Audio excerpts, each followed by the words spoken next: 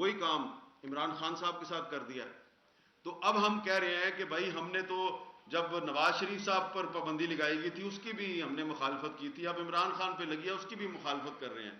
تو دونوں پارٹیوں کے حامی کہہ رہے ہیں نہیں جو ہم نے پابندی لگائی ہے وہ ٹھیک ہے, جو ہم پہ لگی تھی وہ غلط ہے. تو یہ پولرائزیشن کا یہ عالم ہے. تو اس لیے جو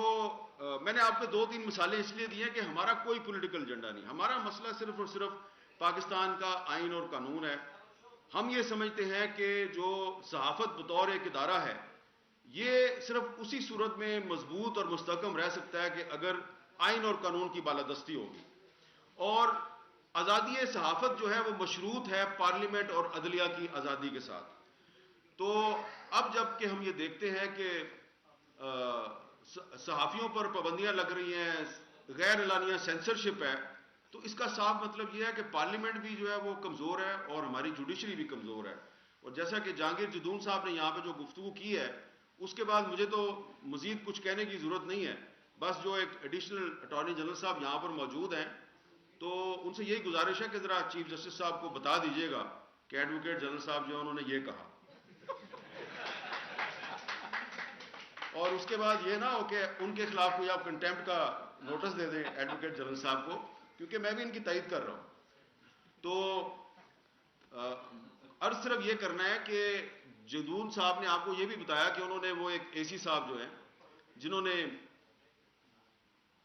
جن کے حکم پر یہ ساری کارروائی ہوئی تھی اور جن کا نام جو ہے وہ ثاقب بشیر صاحب کی جو تھانہ رمدہ میں درخواست ہے اس میں ان کا نام بھی ہے, انہوں نے ان کو کہا کہ ایف آئی آر تو صحافیوں پہ ہونی چاہیے تھی لیکن شکر کریں کہ ہم نے ان کے خلاف ایف آئی آر درج نہیں کی. تو اب ہم بڑی ہی عزت اور احترام سے جناب وزیر قانون صاحب کی خدمت میں یہ گزارش کرتے ہیں کہ جناب والا پہلے تو ایک شعر عرض ہے کہ کچھ لوگ جو سوار ہیں کاغذ کی ناؤ پہ, کچھ لوگ جو سوار ہیں کاغذ کی ناؤ پہ تہمت تراشتے ہیں ہوا کے دباؤ پہ. تو یہ جو اے سی صاحب ہیں انہوں نے پتہ نہیں کون سی ہوا کے دباؤ پہ تہمت تراشی ہے, لیکن تارڑ صاحب جو ہے وہ کیونکہ ہمارے مہمان ہیں, ہم ان کی تمام عزت اور احترام کو سامنے رکھتے ہوئے ان سے بڑی عاجزی کے ساتھ یہ مطالبہ کرتے ہیں کہ براہ کرم اب جو ثاقب بشیر کی درخواست میں جن لوگوں پہ کہا گیا مقدمہ درج کریں ان پہ نہ کریں. آپ پلیز ثاقب بشیر اور اس کے ساتھیوں اور میرے خلاف مقدمہ درج کریں. اور میں ان کی ضمانت نہیں دیتا, اپنی ضمانت دیتا ہوں کہ آپ اگر میرے پہ ایف آئی آر درج کریں گے میں ضمانت ہی نہیں کراؤں گا, میں ضمانت ہی نہیں کراؤں گا تاکہ نہ آپ کو تکلیف ہو, نہ ان کو تکلیف ہو, نہ نوید صاحب کو تکلیف ہو. کیونکہ دیکھیں ہمیں بھی سارا پتہ ہے کہ یہ جو اے سی صاحب ہیں ان کے اوپر جو ڈی سی صاحب ہیں وہ کدھر سے آئے ہیں, کہاں کہاں انہوں نے سرو کیا ہے,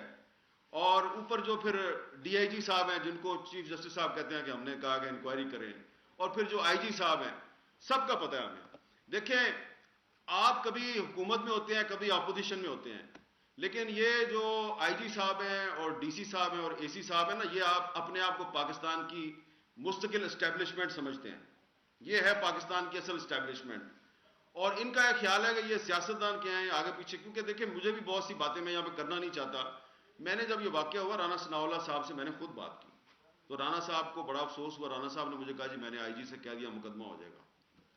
تھوڑی دیر بعد رانا صاحب کا فون آیا کہ نہیں وہ آئی جی کہہ رہا ہے کہ میری تو صلح ہو گئی. میں نے ثاقب کو فون کیا, میں نے کہا یار آپ نے صلح کر لیا تو مجھے بتا دینا تھا. یہ قسمیں کھائے کہ نہیں سر کوئی صلح نہیں ہوئی.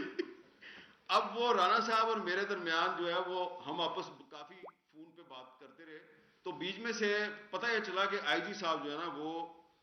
غلط بیانی کر رہے ہیں وزیر داخلہ کے ساتھ. تو جب اس طرح کے واقعات ہوتے ہیں تو پھر میں نے سوچا کہ کس طرح عمران خان صاحب کے ساتھ بھی اور ان کے وزیر قانون اور ان کے وزیر داخلہ کے ساتھ بھی کس نے کتنی غلط بیانی کی ہوگی. اب میں آپ کو ایک آخری واقعہ سناؤں, ایڈیشنل اٹارنی جنرل صاحب بھی ادھر موجود ہیں. یہ تھوڑے دن پہلے ایک پی ایف یو جے کے کیس پہ ہیئرنگ ہو رہی تھی چیف جسٹس عامر فاروق صاحب کی عدالت میں. تو وہ تارڑ صاحب کیس ہے کہ جو الیکٹرانک میڈیا کے صحافی ہیں ان کو بھی وہی حقوق مل جائیں جو کہ پرنٹ میڈیا کے صحافی ہیں. تو اس پہ ہم نے گزارش کی تھی کہ آئی ٹی این ای کے قانون میں ترمیم کر کے جو رائٹس پرنٹ میڈیا کے ہیں وہی الیکٹرانک میڈیا کو دے دیے جائیں. اس کی کئی ہفتوں سے ہیئرنگ ہو رہی ہے بار بار, اور مجھے انہوں نے ہمائکس بنایا ہوا ہے چیف جسٹس صاحب نے. اطہر من اللہ صاحب نے بنایا تھا اور ابھی بھی وہ سلسلہ چل رہا ہے. تو پچھلی ہیئرنگ پر ایک پرپوزڈ لا پیش کیا گیا, آئی ٹی این ای کے قانون میں نہیں, پیمرا لا میں, پیمرا آرڈیننس 2002 میں ترمیم کا ایک قانون پیش کیا